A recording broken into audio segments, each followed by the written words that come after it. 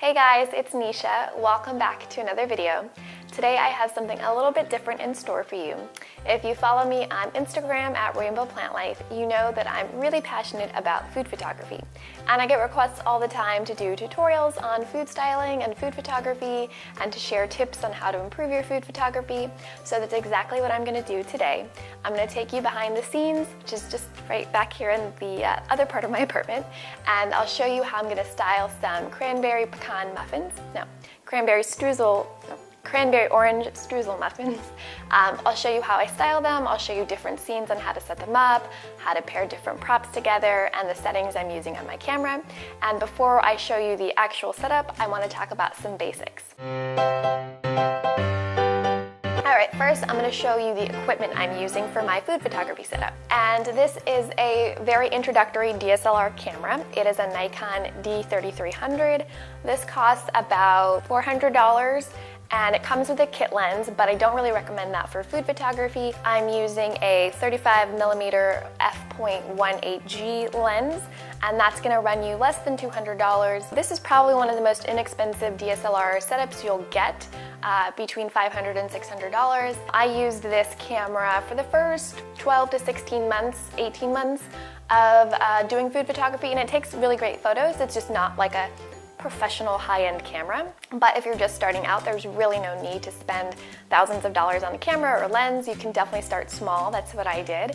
You can also get a Canon. Canon makes great introductory DSLR cameras that are really affordable as well. The Canon Rebel series is really popular with beginners. In addition to my camera, I also have a tripod. This is a very inexpensive travel tripod, not necessarily recommended for food photography because it's not super stable, but I have been using it for the last year or two without breaking anything. And any equipment I'm talking about, I will put in the description box below. And this is the tripod I use when I want to take shots that are like head-on or at an angle or something like this. And then I also have a tripod with an overhead arm for when I want to take flat lays or photos like overhead. Like, I don't know what this hand motion is, but you know what an overhead shot is.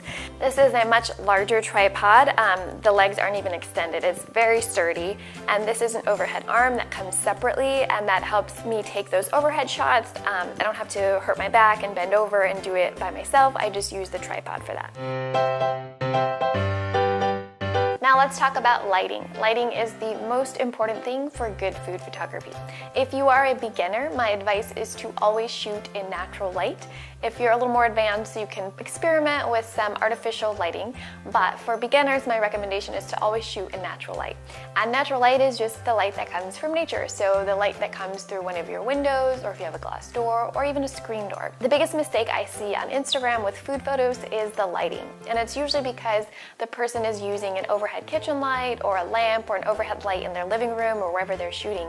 And it gives the food this like really orange, unattractive quality because of the light bulb. And the last thing you want is your food to look unappetizing. So my advice is to turn off all your lights in your house and experiment. Go find the best windows and sources of light and doors in your house, and try different times of day, try different seasons, because the best source of light will vary based on the location of the sun, the angle of the sun, the time of year, the time of day. So get creative and don't be afraid to experiment. And you might think that the more natural light, the better, and you might be tempted to go outside and shoot right in the sunlight, but that's actually not a good idea, because having direct sunlight on your food is going to create harsh shadows and blown out highlights. It's going to make your food look just harsh and like not have that nice soft glow that you want for food photography.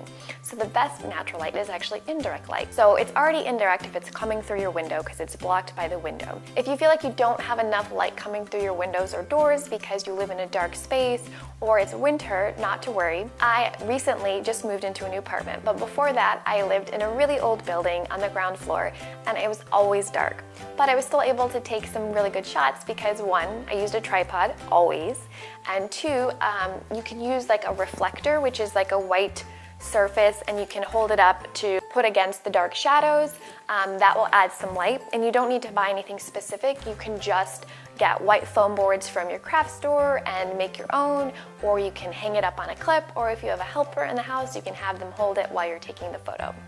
But if you have too much light coming in, maybe because you have a huge window or it's really sunny that day and it's the middle of the day, you're going to want to diffuse the light so it's not as harsh, and I'll show you how I do that. This is the window I normally shoot my photos by.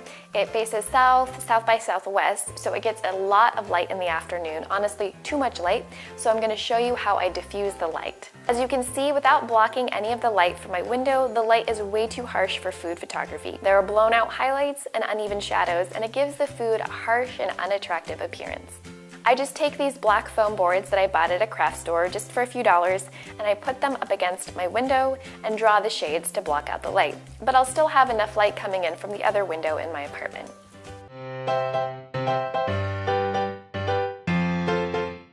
Today I'm showing you 3 different ways to style and present these cranberry orange streusel muffins. And the first method will be the most basic. It's going to be an overhead flat lay of the muffins directly in the pan. The muffins are directly in the muffin pan that I baked them in, and it's sitting on top of a food photography board. To help style the scene, I have some fresh cranberries as well as sugared cranberries to give a festive flair. For this shot, I want a direct overhead shot of the muffins in the pan. But instead of having all 12 muffins just sitting there, I want to get a little playful and add some creativity. So I'm going to start by taking one muffin out of the pan, and to replace it, I'll add some cranberries in the muffin tin. When I'm styling a dish, I like to use as props the actual ingredients in the dish to remind the viewer of what the dish is all about. And I think I'll turn this muffin over on its side so you can see the different textures of the muffin. And I'll replace one more muffin, but this time I'll use sugared cranberries instead of the plain ones. I could take the photo as is now, but I want the colors and textures to pop a bit more. So I made a glaze to drizzle on top. Well, actually, I made the glaze because it's delicious and it's part of the recipe, but it's also great for photos. And lastly, I'll add some orange zest on top, again, to emphasize the ingredients in this recipe. And I'm using my tripod with the overhead arm, as well as a wireless remote, which enables me to take a photo without touching the camera, so there won't be any camera shake. Since this is an overhead flat shot, there's no difference in depth of field, so I want everything to be in relatively equal focus. To do that, I shoot at a narrow aperture, or in other words, at a high f-stop.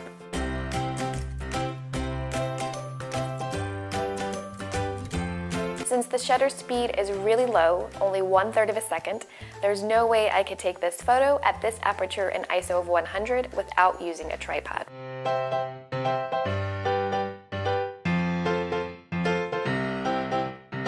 Now I want to get a more close-up shot of the muffins in the pan, so I'm going to lower my tripod legs so the camera is closer to the food.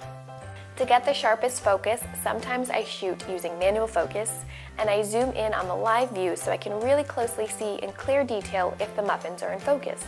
Autofocus does work really well on most DSLR cameras, depending on your lens, so I often use that just because it's a lot quicker.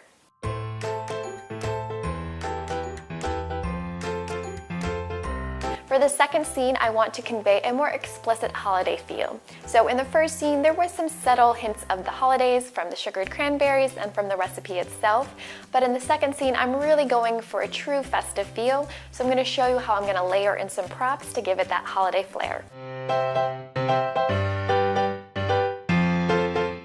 For the second scene, I'm using the same food photography board, but because I want it to be more festive, I'm going to layer in some holiday props one layer at a time. It's always best to start with just 1 or 2 props and work your way up, instead of starting with a bunch of props. That way it's easier to remove elements if you have too much going on, but it's a little harder to remove a bunch of props if you already have them there and are determined to use them. Because I like to show the elements of the recipe as props, I'm going to add some fresh cranberries to this marble cutting board. To give this photo a homemade, rustic look, I'm crushing the cranberries so you get a sense of what my kitchen actually looks like when I use cranberries.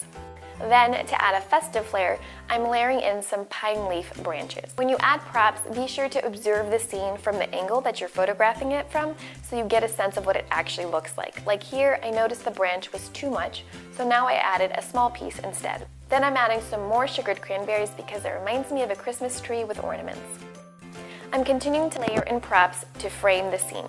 The main focus is the round board with the muffins, so I'm adding elements around that to frame it as a photo. In addition to adding the cranberries, I'm adding some pieces of pecans since those are in the muffins as well. This looks good to me now, so now it's time to add icing. The white color of the icing really stands out against the rest of the darker colors in this photo, which is why I'm using it. Like the first photo, since this is an overhead shot, I want everything in equal focus, so I'm using a narrow aperture of f8. The shutter speed is really low again, so the tripod is essential. If I were to bump up the ISO to say 800 or higher, that would serve the purpose of adding more light to the lens, to be very simplistic about it, which would then enable me to use a faster shutter speed and make the tripod unnecessary. But since I want minimal grain in my food photos wherever possible, ISO 100 is the best option.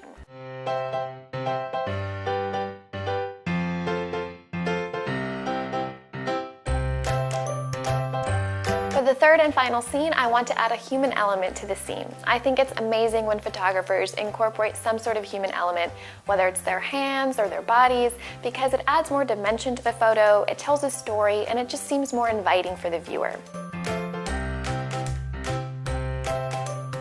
For the final scene, I'm using a different photography board.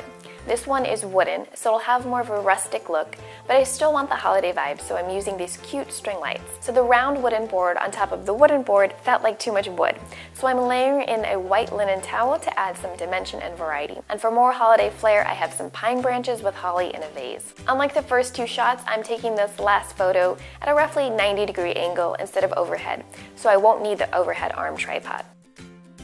With food photos that are taken head-on at a 90-degree angle or 45-degree angle, it's usually best to have a shallower depth of field. It creates a more interesting photo when you have a blurred or slightly blurred background and a very focused foreground. So I want to make sure that the muffin in the very front looks perfect.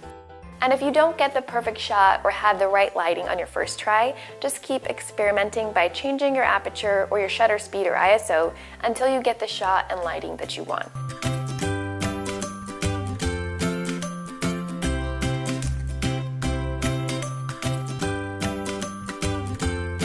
As I mentioned, I want to add a human element to this photo, so I'm going to get in the photo myself. And I'm putting on a cozy winter sweater to see how that looks instead of my dress.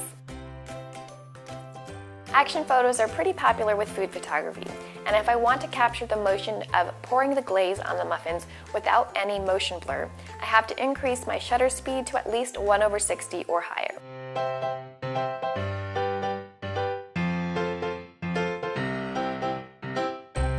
I'm able to get in the photo myself by using that remote timer. First, I make sure that the muffins are in focus and the composition is set by looking in the camera live view, and then I go into the scene myself, and when I'm ready, I hit the remote. But you might have to try this out a few times before getting it right. Well, that's it for my food photography and food styling tutorial. I really hope you found it useful, and if you did, please hit that thumbs up button as well as the red subscribe button. I didn't get too much into the specific details or technical aspects in this video in the interest of time, but if that's something you want to see or if you have questions, let me know in the comments below. And if you have any other suggestions for future videos, whether they're about photography or not, let me know as well. And thank you so much for watching. I'll see you next week.